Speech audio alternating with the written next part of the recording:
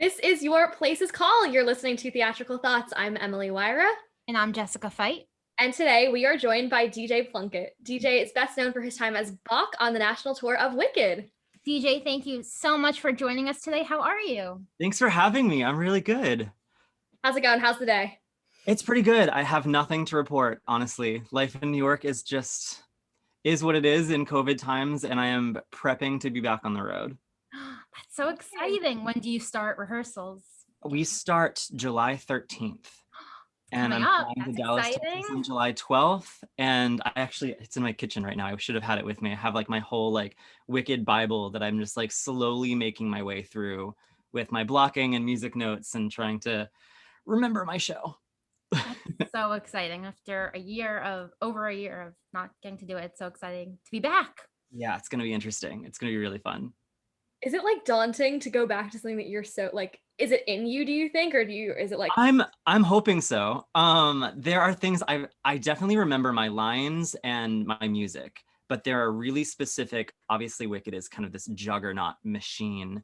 So there's really like logistical tiny things like what numbers I stand on. Am I on stage left 4, track 2, cross 2, stage left 3 on the number? Like there's things like that I'm like, I don't know if I remember those. I have to go over that.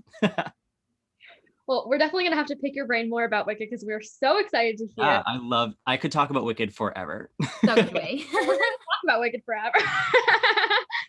But first, we got to start off with our 60-second life story segment. I'm going to set my stopwatch and you're going to give us your whole life in a minute. I'm great. Here we go. No pressure. Oh, that's timer. There we go. Ready? Yeah, I'm ready. All right, here we go. All right. So my name is DJ. I was born and raised in Massachusetts. I've always loved theater. I've always had that like bug in me. I was really, really lucky and privileged to grow up in the greater Boston area because I had all of those regional theaters at my feet. So I trained at North Shore Music Theater. I was a North Shore Music Theater kid my whole life. Studied really, really hard.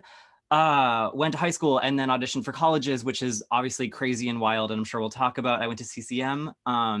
It was an incredible school. And then I showcased, got an agent, moved to the city, and started hitting the pavement. I was auditioning. I got my equity card doing Little Mermaid, and also had lots of fun doing Sweeney Todd and Big River. What else do I do in New York City? I've sung backup a few times at 54 Below. That's always a blast. And then I booked Wicked after a very, very long audition process that took kind of all of those years. And there I am. I think that was good, right? That focused like mainly on my career, I guess, but there it is. We love it. So growing up in Boston, yeah, I guess lots of theater, a lot of words. The theater scene over there is amazing. It really is. I was really, really lucky to have so much just in my backyard. So I guess where did you kind of get your start over there? Like what was I give so much credit to North Shore Music Theater. They used to have, I don't know if they still do, it's under new management and there's been so much shift since I was 12, but they used to have this really wonderful Academy of Music where they would teach master classes, and I took voice, dance, acting, all while having their main stage actors kind of lead the way, which was really, really cool, and auditioning for their stuff as well. That's incredible. That must have been a really helpful experience, especially leading up to doing it pro. Yeah, I'm really grateful for it, especially because I am always like a really, I was gonna say balls to the wall kind of person. I don't know if I can say that on your podcast, but I really go for things. So I started professionally when I was 14, and I was like, if I want to do this, I want to commit to it, and I want to be on the pro level, and that's kind of always how I've been. I feel you there. I feel the same way. So high school hits and you're starting to kind of get college in the mind, and you're going through the college audition process. So you ended up at CCM, but what kind of was that audition process like for you? It was crazy. I always say like, you could not pay me to do that process again. I hope I'm not like scaring anybody, but it's a wild adventure. And I, through being in the industry and talking to people and having friends that were older than me and had already gone through it, I figured out the schools that I wanted to audition at. I think I auditioned for 9, I want to say. And I was very lucky. I got into 6, I think, which I'm learning is like very, very, I was in good standing there. But I knew I wanted a conservatory program, and I knew that I wanted to leave Boston and kind of grow up and be independent. So Cincinnati was the choice. That's awesome. Yeah. So if you had to choose like one aspect of it, besides obviously getting to perform every day, what do you think your favorite part of Cincinnati was? I think just like living on my own. I loved, like, there was so much adulting, hashtag adulting, if you will, that happens when you go to college, where it's like signing your first lease, or, you know, figuring out when you eat food, when you like time management, all of that stuff. I found to be really rewarding, obviously, aside from performing and training hardcore every day. CCM is a very, very intense place. So it you kind of like have your schedule handed to you on a platter, and that is the roller coaster you're going to be on. So walk us through like a typical day in the life on that roller coaster. You know, what's your day? Sure. Oh, I haven't thought about this in a while. So let's do freshman year, because that's insane. You would wake up very early and have music theory at 8 in the morning every day, which is always gets your math brain going. I suggest everyone take like an elementary piano class before they go to college, just so you like are literate in a small way for music. But that's 8 in the morning every day, and then your classes will, you know, like rotate. There'll be jazz, tap, ballet, musical theater performance, your voice lesson, acting classes. We took Pilates as well, voice and wellness, lots of really, really, you know, standard things. And then we would have a showcase rehearsal, which CCM is kind of known for their freshman showcases. They're all on YouTube, which is really a thing that teaches you how to be a person in the business. So you have to work with your class and create it from scratch by yourself. And so you have to really figure out how to work with different personalities. And that obviously is its own roller coaster. With you put 16 type A people in a room and see what happens. So that's always a blast. And then if you were in a show, you're rehearsing from like 7 to 11 at night and then repeat. I look back on it and I'm like, I don't know how I didn't tip over most of the time. That's insane. Do it. Yeah. Yeah. Doing all of that. So you mentioned that you did all these different kinds of dance. What was your favorite style? Or did you have a favorite? I am definitely not a dancer first. So I really enjoyed tap. I'm probably really out of practice right now, but there was a time where I was like, oh, I'm actually like, I can tap right now. And I fully credit that to CCM. So I think being a more musical singer, actor, the rhythmic aspect, of tap was my favorite. Yeah, for sure. Tap is wicked cool. I wish I could do it. I think it's like this kind of lost art almost. I love tap. Also, you just said wicked cool. Are you from Boston? I'm not. I say it all the time. I love that. That's such a Massachusetts thing. I've picked up such weird vernacular from such different places, and my friends always tell me they're like, you're all across the map. I do the same thing, and I'm on tour now, so I like pretty out sure. the window. We live in New Jersey, but I'm pretty sure she's from anywhere but New Jersey. I love that. Honestly, right? I'm not wrong. So now, upon graduation, you're working on getting your equity card, and you end up getting it in Little Mermaid as Flounder, right? Yes, I did. What was that experience like? That was so much fun. It was my first professional show out of school, which was important to me because all of my professional work had been as a child in Boston.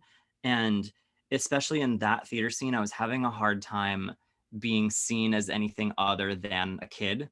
So, you know, I was auditioning in Boston, and they were like, great, let's cast you as a Cratchit kid in Christmas Carol. And I'm like, guys, I'm not 14 anymore.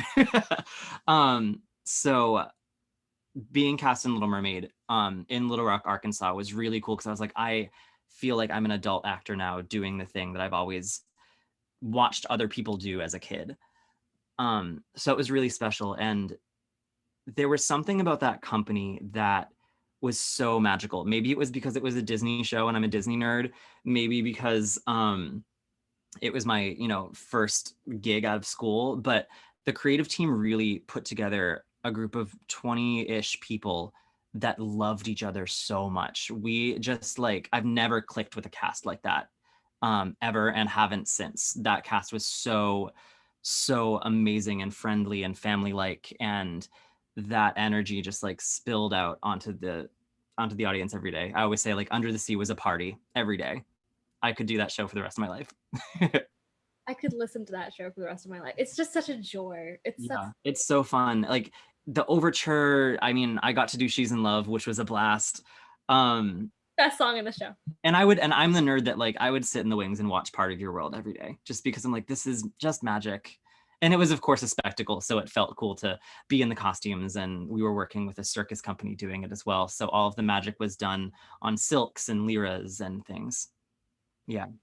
So did you have any cirque elements then while you were a part of that, or? Sort of. I had to ride a ripstick for the show, which if you don't know what that is, because I didn't, it's like think about it what a skateboard looks like, and then take away 2 wheels, so it's just like a skinnier skateboard, and it has a hinge in the middle, and you kind of paddle it almost with your feet, so it looks like a fish is darting away. So it takes a really precise amount of speed and balance, and that was definitely a part of my track that I learned for the show and was quite wild to do every night.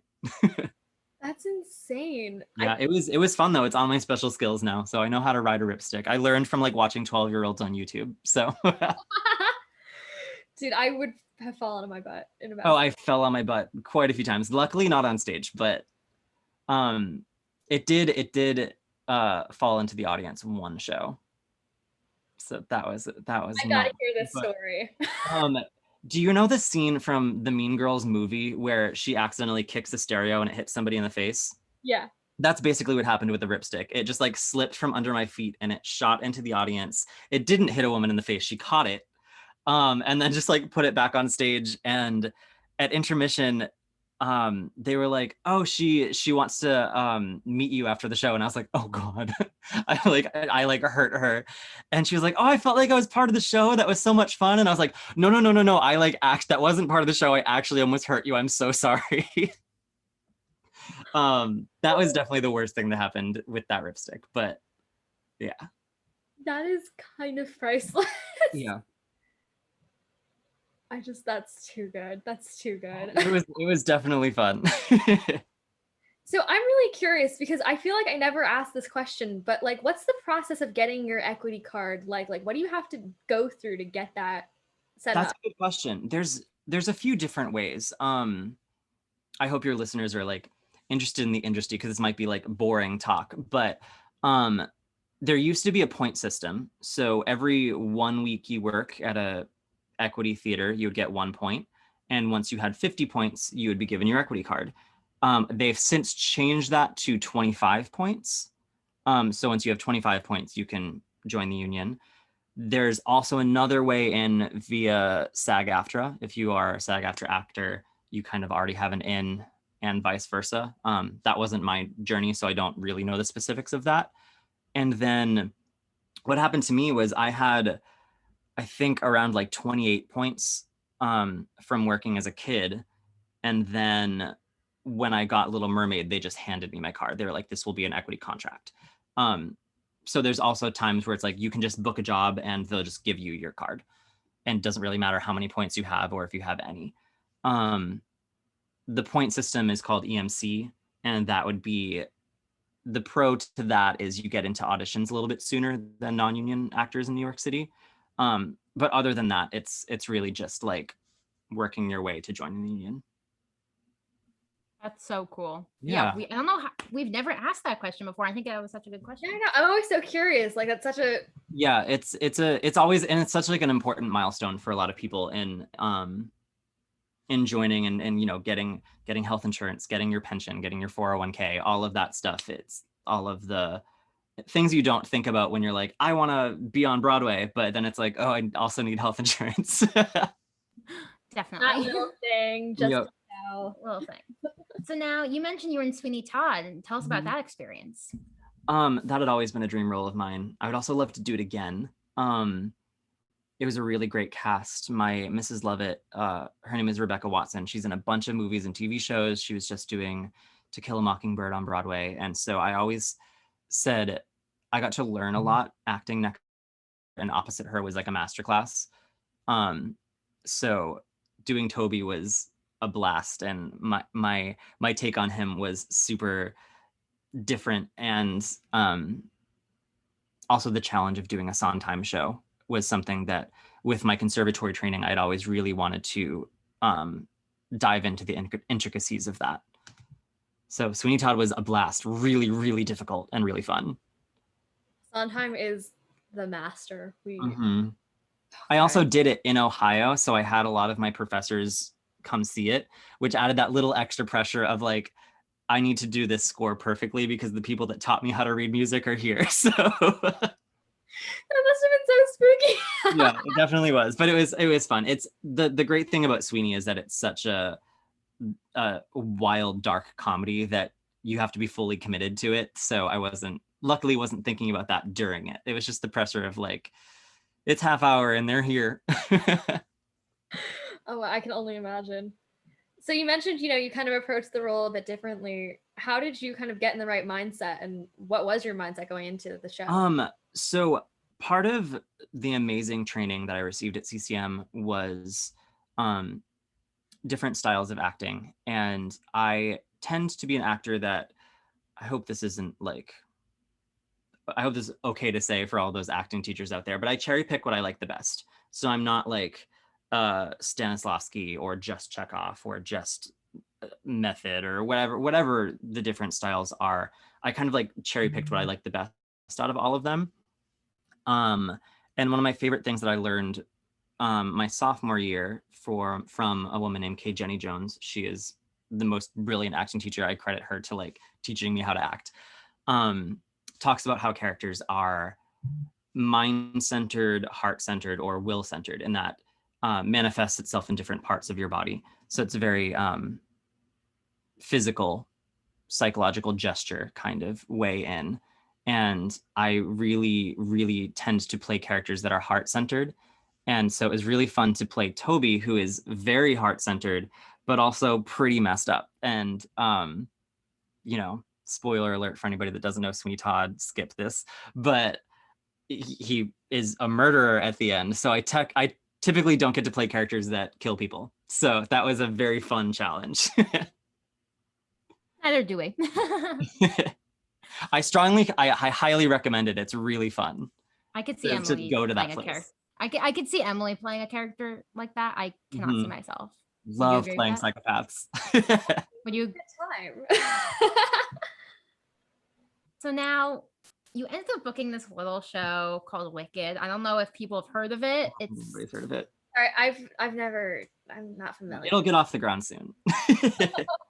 So we always love to hear how you booked it. Like, what was your audition story for that? Because you said it was a long process. I had a very, very long process and I love sharing this story because I think it's important for people to hear.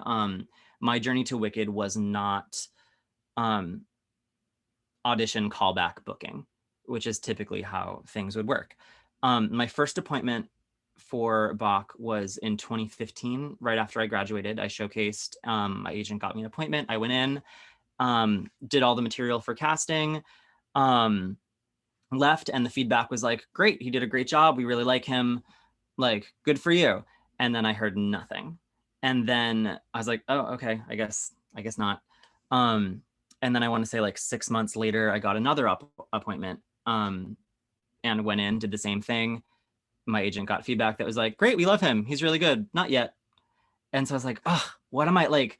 It just wasn't my time. And that pattern continued more or less for the 5 years I was in the city, 4 or 5 years.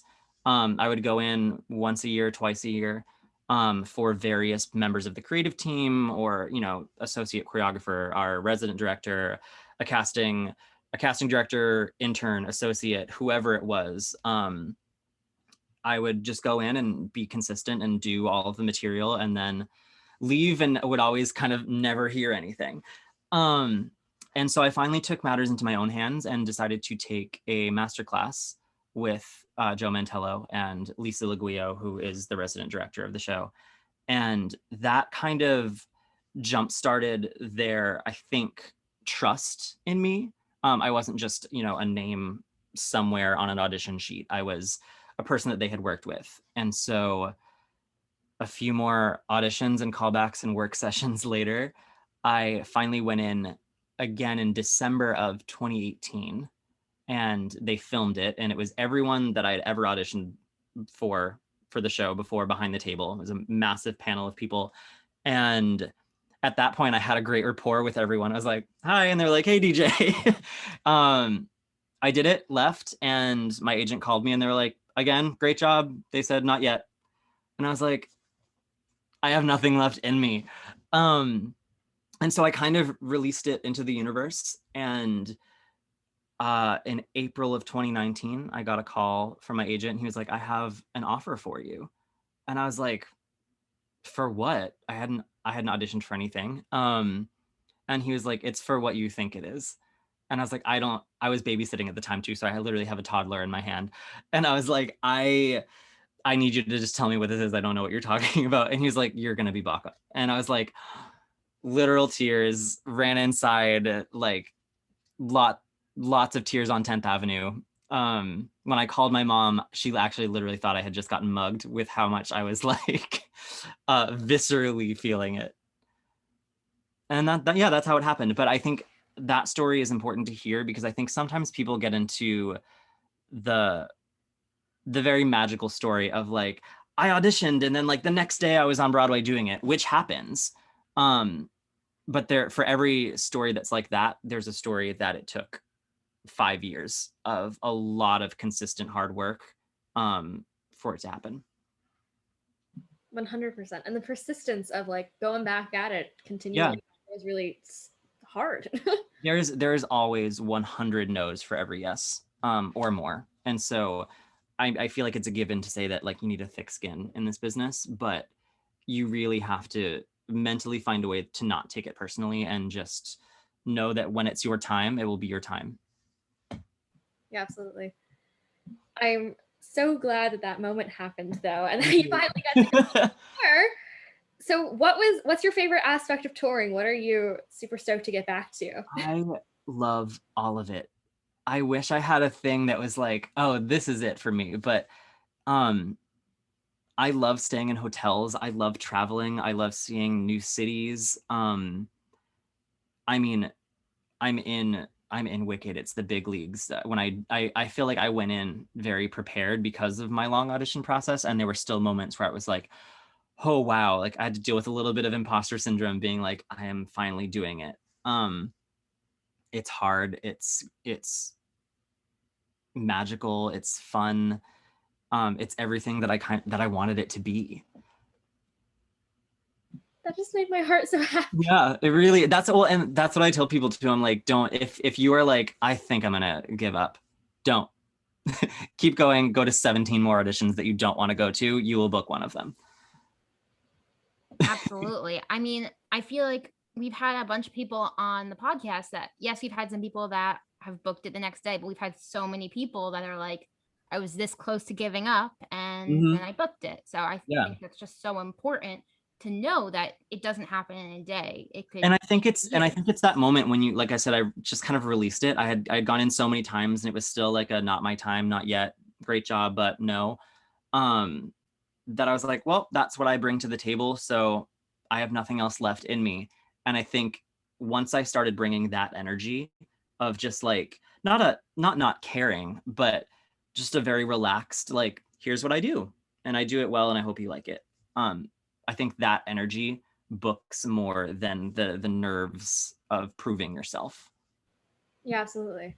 And that level of self-confidence, I'm sure, takes a lot of work. A lot of work. Way more work than learning how to sing. So kind of thinking about, you mentioned lots of different sort of acting mindsets. What do you think sets your Bach apart from others you've seen? I think the same thing that we were talking about with Toby and Sweeney Todd. I lead with my heart, and Bach's purpose to the plot is exactly that. He has the biggest heart of anyone on stage. And so I think what makes my Bach different is that I bring me to it. That probably sounds like a really cliche answer, but that's the only thing I can do. Um, and I also stand on the shoulders of the 17 years of actors that have done it before me. Um, I have no ego issue with respecting a choice that someone made that works. Um, you know, this show is so well oiled and so well done that there are so many people that have done it before me, and that's given the creative team a lot of time to figure out what works and what doesn't. Um, so I love learning that and bringing my voice to that. It's amazing. I mean, it's just such an incredible show, and So I many, mean, it's so great. Bach is one of my favorite characters. Same. I think Bach is so underrated. That's very true. My Um, mom's favorite part of the show is when he goes, "Listen, Nessa, I've got something to confess. Reason." That's my mom's favorite part. mhm. So, and then what about telling the story of Wicked is your favorite? What do you say? Aside from the spectacle and the Wizard of Oz fun that it is, which and it is very fun and very magical to like just be in Oz. The story is really important. I'm gonna sound like a walking billboard for it right now, but it's it's dark and it's political and it deals with some really, really poignant issues of corruption and leadership and what it looks like to um, tear down a strong woman who is powerful, and kind of the idea of what's good and what's evil. And there are a lot of big topics in it that you can pick apart, or you can just enjoy the spectacle. Um, but I love telling the story that is very, what's interesting to me is how political it is. Yeah, absolutely. So I guess considering especially the intense politics of the show, I'm sure that you get a very different response depending on where you are in the country. That's really, really interesting. And part of what I've loved about being on tour, there are parts of the show that um let's say the wizard will say a certain line. The wizard usually has the lines that are like, ooh, and we'll be in parts of the country that will like, you'll hear everyone kind of stir in their seats and like really understand the depth of it. And then we'll play cities where it just flies over everyone's head. And that's okay too, but it's been really cool to bring this story across the country in this time. And I'm really excited to go back and do it because I think we've all learned a lot this past year. And I'm excited to remount the show with the team and with our company and kind of figure out ways to really make sure that the important messages are getting through. Yeah, absolutely. Especially given the craziness of the past year, all current events, I think Wicked is a really interesting show. I'm sure to, especially because it's leading the way. I mean, it's going to be. I mean, the fact that we're going first is freaking me out, but I'm very, very excited for it. But I think it's the perfect show to go first. It was important when it was written, which the musical was written kind of in the wake of 9/11, and it's just as important now with unfortunately different political things. So I'm excited to tell the story again. And I love playing Bach because he's the heart center of it. And even though he has a unfortunate finish, I love stepping into someone's shoes who is just blissfully full of love, despite being a little scared of confrontation. I love that mindset. So I guess, what are you most looking forward to about getting back on tour, getting back into all these cities and doing it all again? I miss my cast. I miss the people. I'm really looking forward to not seeing everybody on Zoom squares. Every time we have a company meeting, it's like, oh, there's this person, and you're like scrolling through all the Zooms and being like, oh, I just want to give this person a hug, or go out to dinner with people after the show. And I'm just excited for a little touch of normalcy again. We relate to that 1,000,000%. Yeah. So I guess just kind of to close out, what would you say is one piece of advice you'd give to your past self?